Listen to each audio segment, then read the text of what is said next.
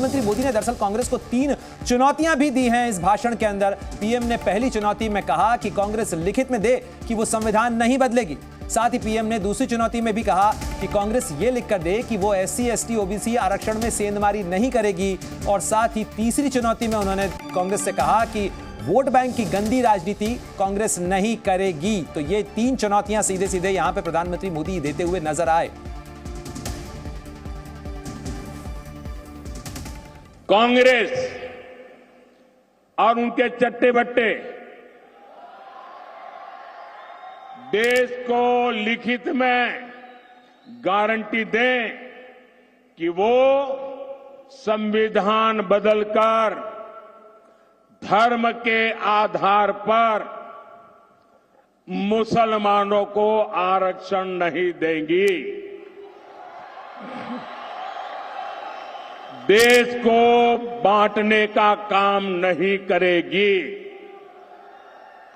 मेरी दूसरी चुनौती है, कांग्रेस देश को लिखित में दे कि वो ST, SC, OBC को मिलने वाले आरक्षण में सेंधमारी नहीं करेगी, उनका अधिकार नहीं छीनेगी, डाका नहीं डालेगी।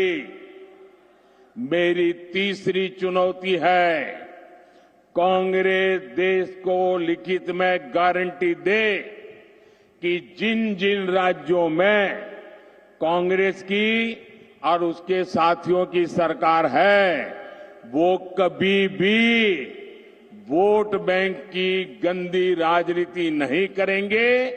वो बैकडोर से OBC का कोटा काटकर मुसलमानों को आरक्षण नहीं देंगी। ये मेरी 3 चुनौतियां हैं। साहजादे, हिम्मत हो तो आ जाओ। संविधान को माथे पर लेकर के नाचने से बात नहीं बनती है। संविधान के लिए जीना, संविधान के लिए मरना, ये सीखना है तो मोदी के पास आओ। तो प्रधानमंत्री मोदी ने क्या 3 चुनौतियां दी हैं कांग्रेस पार्टी को, राहुल गांधी को, वो हमने आपको सुनवाई है। रविंद्र और रवि त्रिपाठी लगातार हमारे साथ जुड़े हुए हैं। रवि, जिस तरीके से आप कह रहे थे, दोनों ही पिच के ऊपर यहां पर फ्रंट फुट पर बैटिंग करते हुए नरेंद्र मोदी नजर आए चुनावी मैदान के अंदर, लेकिन आरक्षण के मुद्दे पर जो 3 चुनौतियां उन्होंने सीधे सीधे कांग्रेस पार्टी को दी हैं, राहुल गांधी को दी हैं, उसका जवाब कांग्रेस पार्टी की तरफ से कब तक? बिल्कुल, देखिए ये सवाल पूछा जाएगा राहुल गांधी से। हालांकि राहुल गांधी ने आज भी अभी रैली में जो कर्नाटक में है उसमें उन्होंने फिर से आरक्षण के मुद्दे को छेड़ा है और प्रधानमंत्री मोदी पर अटैक किया है। लेकिन आपको बताऊं कि देखिए 2 चीजें होती है, नैरेटिव और काउंटर नैरेटिव।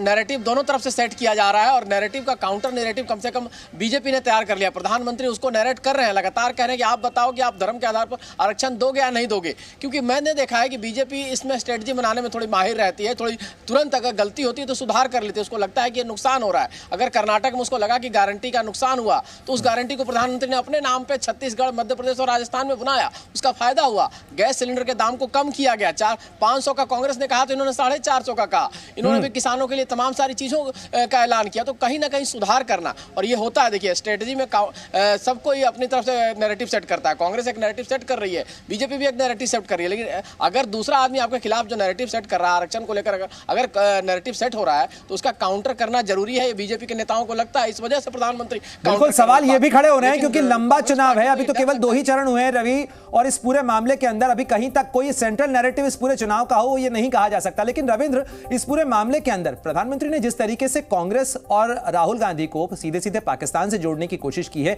कहीं ना कहीं ये एक राजनीति का एक दूसरा रूप भी कहा जा सकता है। इस तरीके से एक दुश्मन देश और उसके बारे में यह कहना, कहीं ना कहीं राजनीति के अंदर ऐसा लग रहा है कि कोई बॉल चल नहीं रही है, इसीलिए तमाम तरीके के वेरिएशन ट्राई किए जा रहे हैं इस समय।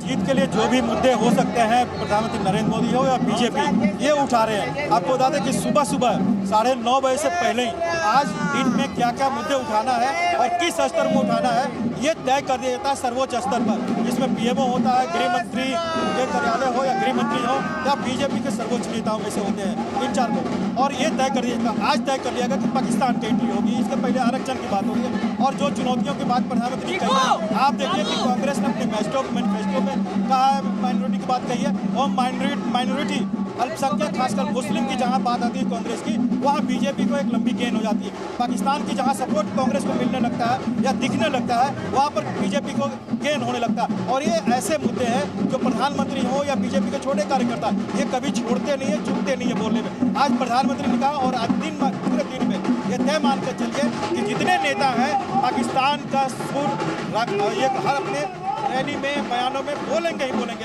तो कांग्रेस के लिए जो कमजोर मुद्दे हैं, कमजोर पीछ है, उस पर बीजेपी रवि की भाषा में भरपूर बैटिंग करना चाहती है।